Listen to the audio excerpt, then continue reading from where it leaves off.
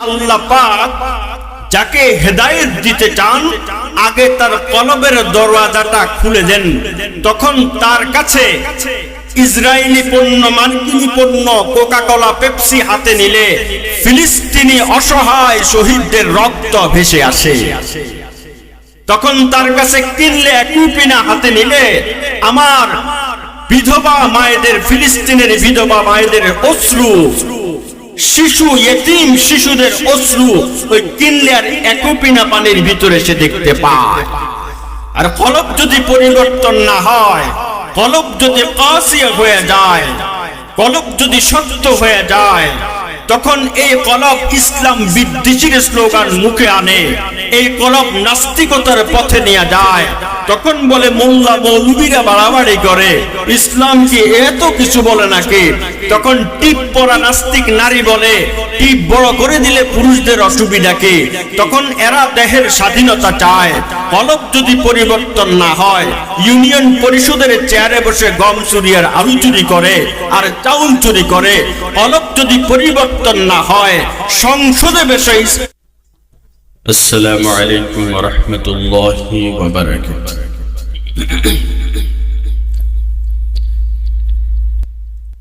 إن الحمد لله نحمده حمدا كثيرا كما أمر،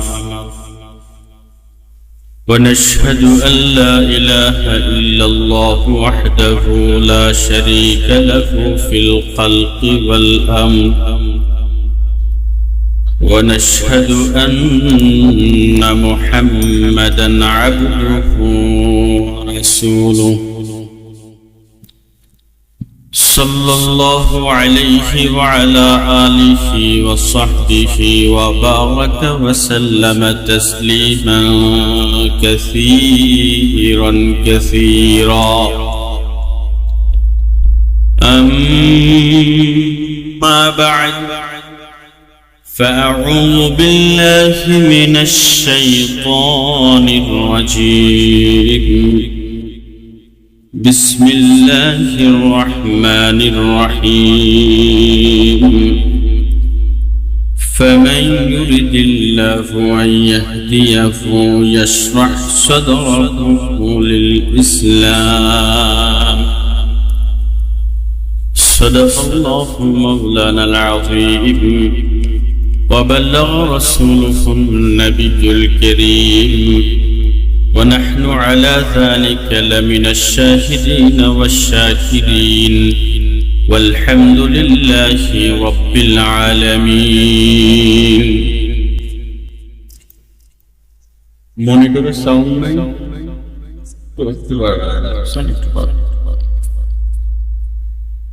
দাঁড়িয়াকান্দা আহসানুল্লাহ মসজিদ ও এলাকাবাসীর উদ্যোগে মসজিদের উন্নয়ন কল্পে আজকের ওয়াজ মাহফিলের সম্মানিত সভাপতি মুআজ্জাজ মুকাররম কাবিল ইহতিরাম জাতির সিরতাজ উলামায়ে কেরাম, পর্দার আড়ালে আমার দিনদার পরহেজগার মা ও বোনেরা, সামনে উপবিষ্ট দিনদার ভাইয়েরা,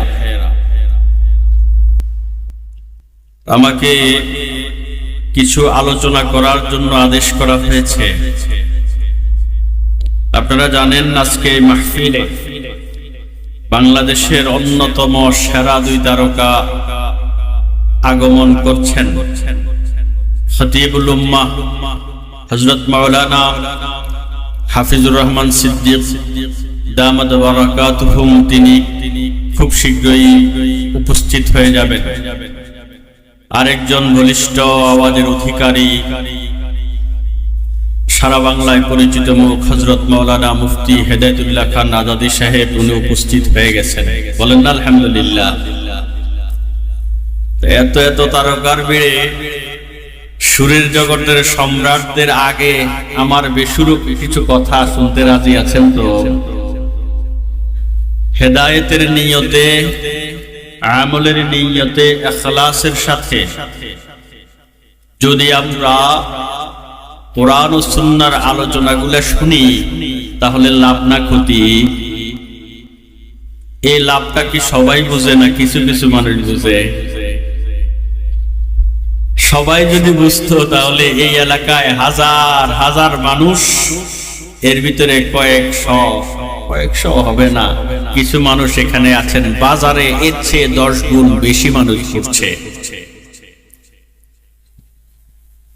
তার মানে হলো আমরা নিজেদের আত্মশুদ্ধি পরিশুদ্ধির ব্যাপারে গাফেল, অসচেতন। অথচ আমরা যে হায়াত নিয়ে আছি, যে সমাজে আছি এবং যে চিন্তা চেতনা নিয়ে আছি, এই চিন্তা চেতনা, এই আমল আমাদের কর্মপরিধি জান্নাত পর্যন্ত নিয়ে যাওয়ার জন্য যথেষ্ট নয়। এই অনুভূতিটুকু হাজার হাজার লক্ষ লক্ষ কেন কোটি কোটি মুসলমানের হৃদয়ে নাই। সোজাসুজি কথা, সময় সংক্ষেপ। আমি সূরা আনআমের আংশিক আয়াত তেলাওয়াত করেছি, কারণ এই আয়াতের পূর্ণাঙ্গ তাফসীর করা এই সময়ের ভিতরে সম্ভব হবে না।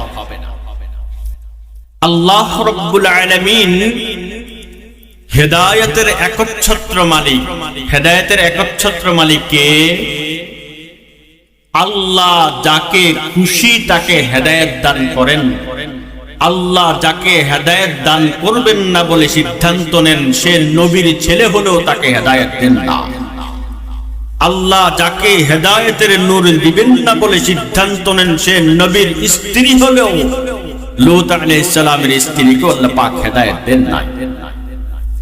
হেদায়েত যদি আল্লাহ পাক না দেন, নবীর চাচা হলেও, বিশ্ব নবীর চাচা হলেও আল্লাহ পাক তার কলবে হেদায়েতের নূর দেন না।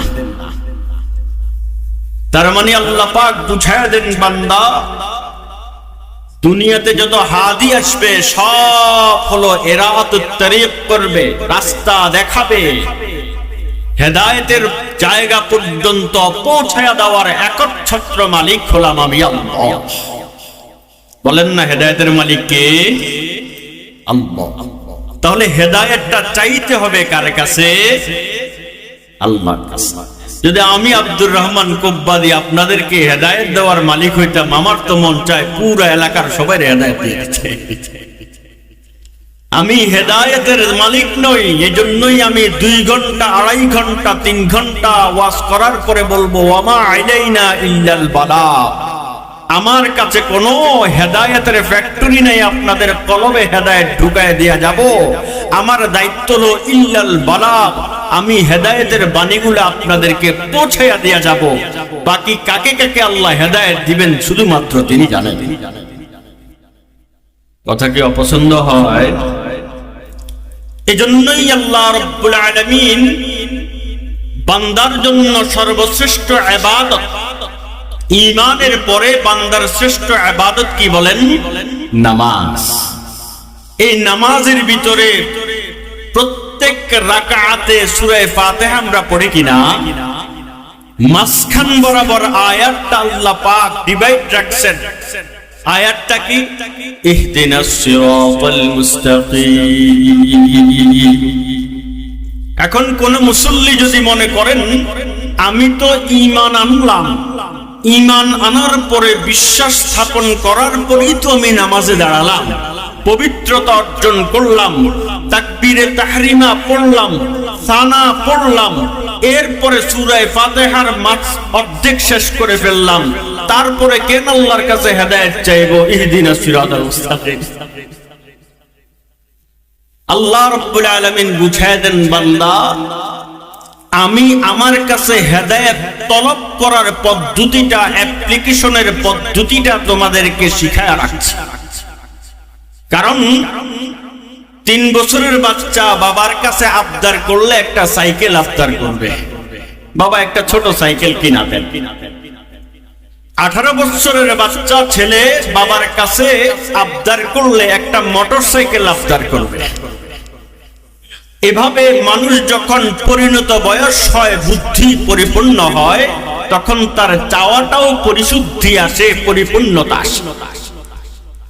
এই জমিনের বুকে আসার পরে ডাস্টবিনের পাশে থাকতে থাকতে মানুষগুলার শরীরেও যেরকম ডাস্টবিনের দুর্গন্ধ লেগে যায়, হাজার হাজার সিগারেট খোরের পাশে বসলে নিজের গায়ে থেকেও সিগারেটের গন্ধ যেরকম বের হয়, দুনিয়ার পিছনে আসার পরে দুনিয়ার গোলামদের সাথে থাকতে থাকতে এই ঈমানদারটার দিলের ভিতরেও হেদায়েতের মানার অর্থ বুঝে আসবে না।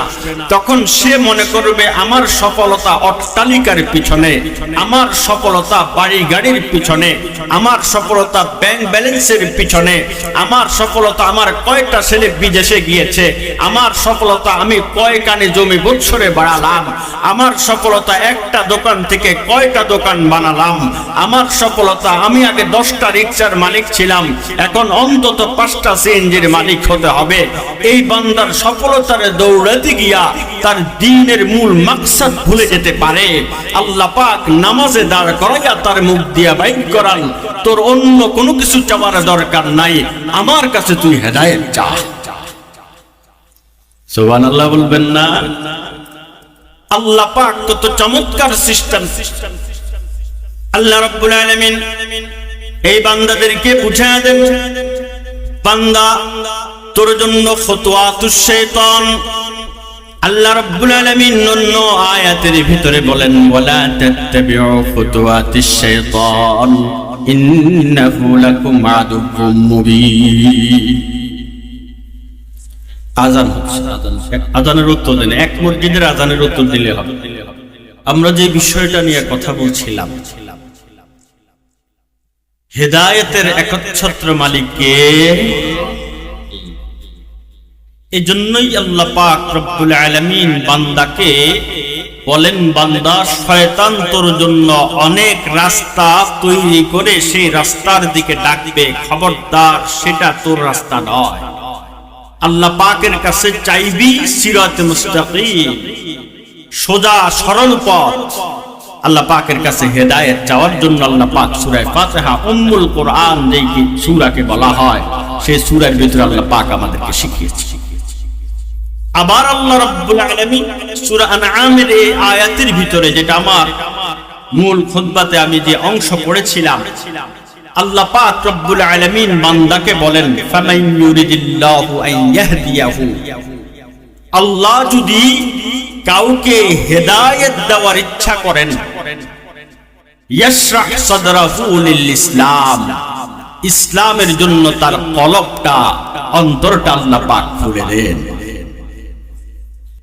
তার মানে বোঝা গেল, যাদের হৃদয় সংকীর্ণ থাকে আল্লাহ পাক রব্বুল আলামিন সেই হৃদয়ের ভিতরে হেদায়েতের আলো জ্বালান না। ইসলাম বুঝার ক্ষেত্রে তার হৃদয়টা প্রশস্ত করতে হবে। ইসলাম আমার জন্য কোনটা উপকারী বিধান দিয়েছে আর আমার অপকারী কোন বিষয়টা সম্পর্কে ইসলাম নিষেধ করেছে, এবং ইসলামের পথে চলতে গেলে আমার একটু মনে কষ্ট লাগলেও, আমার একটু ক্ষতি হলেও, আমার মতের বিরুদ্ধে গেলেও ইসলামের পথেই আমাকে চলতে হবে, এটাই চূড়ান্ত সিদ্ধান্ত। তখন তার কলব এরকম সিদ্ধান্ত নিতে পারে, ওই কলবের ভিতরে আল্লাহ পাক হেদায়েতের নূর ঢেলে দেন। সুবহানাল্লাহ রাস্তে বলে। তার মানে বোঝা গেল হেদায়েতের জন্য কলবগুলো ফিট হওয়া জরুরি। সব কলবের ভিতরে আল্লাহ পাক রব্বুল আলামিন হেদায়েত দেন না। এই কলবগুলো ফিট কিভাবে হবে? আমরা যদি সিরাতুন নবীর উপরে গবেষণা করি, আমরা দেখি আল্লাহ তাআলা আল্লাহর হাবিবকে মানুষকে হেদায়েতের পথে পথ প্রদর্শন করার জন্য প্রেরণ করেছেন, পাঠিয়েছেন। 13 বছর পর্যন্ত আল্লাহ পাক রব্বুল আলামিন মৌলিক কোনো বিধান দেন নাই, বরং 10 বছর পর্যন্ত মৌলিক কোনো বিধান দেন নাই ইবাদতের জন্য। তাহলে আল্লাহ রাব্বুল আলামিন বুঝাইছেন, ওগো নবী 8, 9 বছর 10 বছর পর্যন্ত আপনি শুধুমাত্র মানুষের কলবগুলোকে হেদায়েতের উপযুক্ত করবেন, তাদের কলবগুলোর ভিতরে আমি যেন হেদায়েতের নূর ঢালতে পারি, ওদের কলবগুলোর ভিতরে আমার হেদায়েতের নূর যেতে পারে। হযরত ওমর তলোয়ার নিয়ে বের হয়েছেন, ইতিহাস সবাই জানি, ঘটনা সবাই পড়ে। তলোয়ার নিয়ে বের হয়েছেন, রাসূলকে মেরে ফেলবেন। এর ভিতরে ঘটনা ঘটলো, নিজের বোন ইসলাম ধর্ম গ্রহণ করে বসে আছে, বোনকে শাস্তি দিতে গেলেন, শাস্তি দিতে দিতে তার কলবটা পরিবর্তন হয়। আমারই তো রক্তের বোন, আমার বাবারই তো সন্তান, তাহলে তাকে এত মারলাম, কিন্তু সে দিন ছাড়তে রাজি নয়। এমন দিন তো আগে কখনো দেখি নাই। সে যে সূরা পড়তেছে, কোরআন তেলাওয়াত করছে, এই কোরআনের বাণী, এই কোরআনের আয়াত, এই কোরআনের আহ্বান, এটা পার্থিব জগতের হতে পারে না। তার কলব হেদায়েতের জন্য প্রস্তুত আসবে। আল্লাহ পাক রব্বুল আলামিন তার কলবকে হেদায়েতের জন্য প্রস্তুত করে রাসূলের কাছে পাঠাইছেন।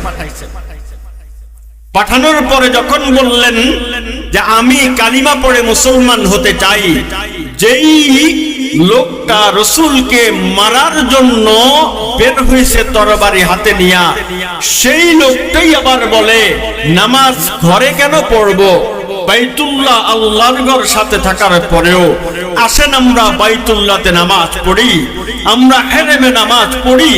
কে আমাদেরকে নিষেধ করবে? যারা নিজের স্ত্রীকে বিধবা বানাতে চায়, যারা সন্তানদের এতিম বানাতে চায়, তারা যেন ওমর ইবনে খাত্তাবের তলোয়ারের মুখোমুখি হয়। কিছু সময়ের ভিতরে তার মানে বোঝা গেল, কলব যদি পরিবর্তন হয়ে যায়, মানুষের সত্য থেকে সত্য ডিসিশনও নিতে পারে। কলব যদি পরিবর্তন হয়, মানুষ তাহাজ্জুদের বিছানায়ও দাঁড়াতে পারে। কলব যদি পরিবর্তন হয়, সুদের ঘুষের হারাম অনেক লেনদেনের সুযোগ থাকার পরেও এরা সুদের ঘুষের কাছে যায় না। কলব যদি পরিবর্তন হয়, সুন্দরী নারী দেখার পরেও যুবকের চোখ ওই নারীর চেহারায় পড়ে না। কলব যদি পরিবর্তন হয়, আজানের পরে তাকে ব্যবসার বাণিজ্যে বসে থাকতে দেয় না, তাকে মসজিদ পর্যন্ত নিয়ে ছাড়ে। কলব যদি পরিবর্তন হয়, সমাজে মাদক আর ড্রাগের কোনো আড্ডা চলবে না, এগুলা হারাম করেছেন আল্লাহ, এগুলা থেকে আমি দূরে থাকবো। সবগুলার মার্কাজ আল্লাহ পাক এই কলবকে বানিয়েছে।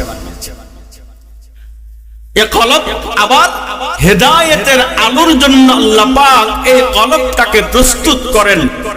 কলব যদি প্রস্তুত হয়ে যায়, 313 জন 1000 জনের বিরুদ্ধে মোকাবেলার জন্য প্রস্তুত হয়ে যায়।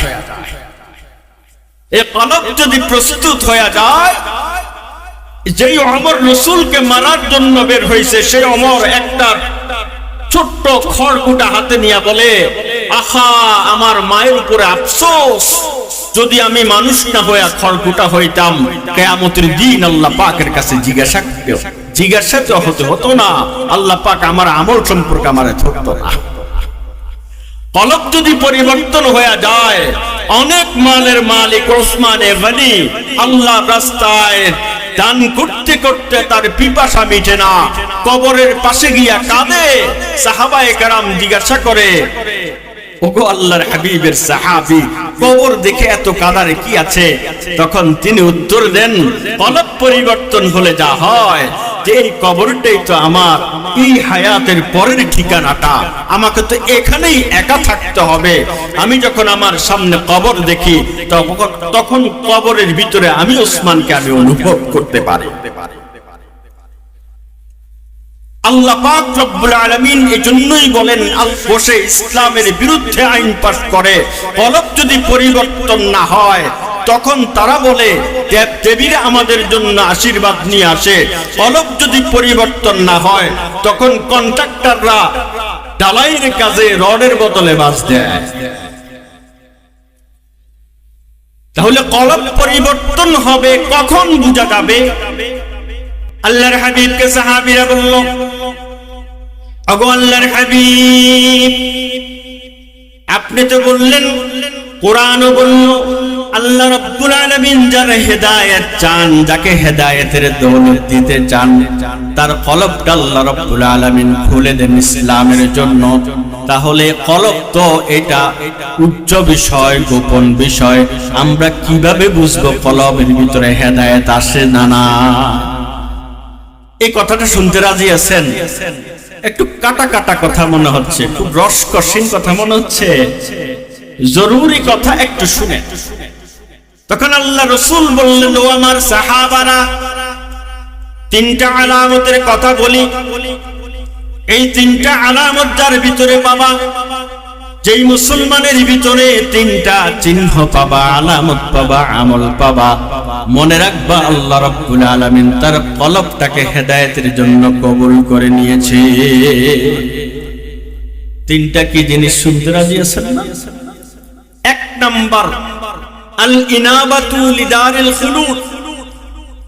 ওই বান্দা তার হিসাব নিকাশের ক্ষেত্রে সব সময় দুনিয়ার থেকে আখিরাতটাকে আল্লাহ পাক রব্বুল আলামিন কাছে যেতে হবে, উনার কাছে হিসাব দিতে হবে, এই কথাটাকে সব সময় মাথায় রাখবে। কারণ যারা জান্নাতি হবে, যাদের ডান হাতে আমলনামা দেওয়া হবে, وَأَمَّا مَنْ أُوتِيَ كِتَابَهُ بِيَمِينِهِ فَيَقُولُ هَاؤُمُ اقْرَءُوا كِتَابِيَهْ। কিয়ামতের দিন আমলনামা যখন ডান হাতে দেওয়া হবে, ওই সৌভাগ্যবান লোকটা সবাইকে ডাকবে, হাউম হাউম, আসো আসো, ইকরাউ কিতাবিয়া, আমার আমলনামাটা পড়ো। এরপরে ওই সৌভাগ্যবান বান্দা যেটা বলবে, ইন্নী যানানতু আন্নী মুলাকিন হিসাবিয়া, আমি সব সময় হৃদয়ের ভিতরে ধারণা করে রাখতাম আমি কথা বলতেছি দুইজনের সাথে, এই কথার ভিতরে আল্লাহ পাকের কাছে কোন কথার আমাকে হিসাবে দিতে হবে। তিনজন বসে কথা বলছে, কোনটা নোংরা কথা, কোনটা ভালো কথা, কোনটা গীবত, কোনটা সংবাদ। যখনই মজলিসের ভিতরে গীবত শুরু হয়ে যায়, ওই মজলিসটা আমি ছেড়ে দিয়েছি, কারণ ওই মজলিসের ভিতরে আল্লাহর রহমত থাকে না, আল্লাহর গজব শুরু হয়ে যায়। ইন্নী যানানতু আন্নী মুলাকিন হিসাবিয়া, তখন আমার এই কথাটাই সব সময় আসতো যে আল্লাহর কাছে আমাকে হিসাবের মুখোমুখি দাঁড়াতে হবে। তখন মজুদদার ব্যবসায়ী 20 টাকার আলু কোল্ড স্টোরে রেখে সিজন শেষ হওয়ার পরে এই আলুকে 80 টাকা বিক্রি করার আগে চিন্তা করবে, আমি 20 টাকা কোল্ড স্টোরে কিনে রেখেছি, কোল্ড স্টোরের খরচ আরো 20 টাকা, এই আলুটা হয়তো সিজনের পরে সর্বোচ্চ 45 টাকা 50 টাকা বিক্রি করতে পারি, এই আলুকে আমি সুদে আসলে বাড়ায়া দিয়া ডাবল 3 ডাবল বিক্রি করে মানুষের ক্ষতি করতে পারি না, কারণ ইন্নী যানানতু আন্নী মুলাকিন হিসাবিয়া। এই যে অনুভূতিটুকু, আল ইনাবাতু লিদারিল খুলুদ, আখিরাতে চিরস্থায়ী জীবনে সে কি সম্মুখীন হবে, ওটার কাছাকাছি তার সব চিন্তা চেতনা আমল নিয়ে যায়, তখন পুরা সমাজ একদিকে থাকে, সে আরেক দিকে হলেও তে আল্লাহর বিধানটাকেই কায়েম করে, আল্লাহর বিধানটাকেই সে মেনে চলে। দ্বিতীয় নাম্বার হলো, ওই বান্দা সব সময় চেষ্টা করে যেখানে আল্লাহ পাক রুষ্ট হন, রাগান্বিত হন, যেখানে রাসূলের আদর্শ নাই, সেই জায়গা থেকে বিরত থাকা। এটাই হলো তাকওয়ার মূল মাকসাদ। তাকওয়া মানে পরহেজগারি, বিরত থাকা। আল্লাহর কাছে আমাকে জবাবদিহি করতে হবে। ছোট গুনাহকে ছোট গুনাহ মনে করে না, তখন সে মনে করে দিয়াশলাইয়ের আগুন দিয়েও কিন্তু বিশাল বড় বন উজাড় করে দেয়া যায়। একটা দিয়াশলাইয়ের আগুন দিয়া একটা বিশাল বড় শুকনা বন জ্বালিয়ে দেয়া যায়। তখন চিন্তা করে গুনাহ ছোট বড়র কোনো হিসাব নাই, গুনাহ তো গুনাহই, অতএব ছোট হোক বড় হোক কোন গুনাহের কাছেই আমি যাব না। এই বান্দার হিসাব তখন এইভাবেই শুরু হয়ে যায়। 2 নম্বর আলামত। 3 নম্বর আলামত তখন শুরু হয়, এই বান্দা জীবিত থাকা অবস্থায় মরার সামানা তৈরি করতে থাকে। জীবিত অবস্থায় মরার সামানা কেমনি তৈরি করে? সম্পদ আছে অনেক, অর্থ আছে অনেক, পাশের ঘরের অভাবী মানুষটা ঈদের সময় বাচ্চা কাচ্চাদেরকে নিয়ে আর ভালোভাবে চলতে পারে না, তখন এই বান্দা চিন্তা করে গোপনে হোক প্রকাশ্যে হোক ওর ইজ্জত আবরু যেন নষ্ট না হয়, ওই ইজ্জত আবরু যেন নষ্ট না হয়, গোপনে হলো তার অর্থ থেকে কিছু সম্পদ তার জন্য ব্যয় করে দেয়, কারণ এই সম্পদটুকুই দানটুকুই তার মৃত্যুর পরে তার সম্বল হয়ে যাবে। এরা মসজিদে মাদ্রাসায় দান করে, এরা বিভিন্ন জায়গায় সদকায়ে জারিয়ার কাজগুলা করে থাকে, নিজের সন্তানকে আলেম বানায়, নিজের জায়গায় মসজিদ মাদ্রাসা প্রতিষ্ঠা করে। এরাই এখান থেকে সদকায়ে জারিয়ার উৎস তৈরি করে। এই তিনটা জিনিস যার ভিতরে পাইবা, বুঝবা ওই কলবটাকে আল্লাহ রাব্বুল আলামিন হেদায়েতের জন্য কবুল করেছেন, এবং এই কলবে আল্লাহ পাক রব্বুল আলামিন হেদায়েতের আমানতটা রাখবেন। সুবহানাল্লাহ বলবেন না? আল্লাহ পাক রব্বুল আলামিন আমাদের সবাইকে হেদায়েতের দৌলত দান করুন, বলেন আমিন। যে কথাগুলো বললাম সে কথাগুলো অনুযায়ী আমাদেরকে আল্লাহ পাক রব্বুল আলামিন চলার তৌফিক দান করুন। ওয়া মা আলাইনা ইল্লাল বালাগ। আসসালামু আলাইকুম।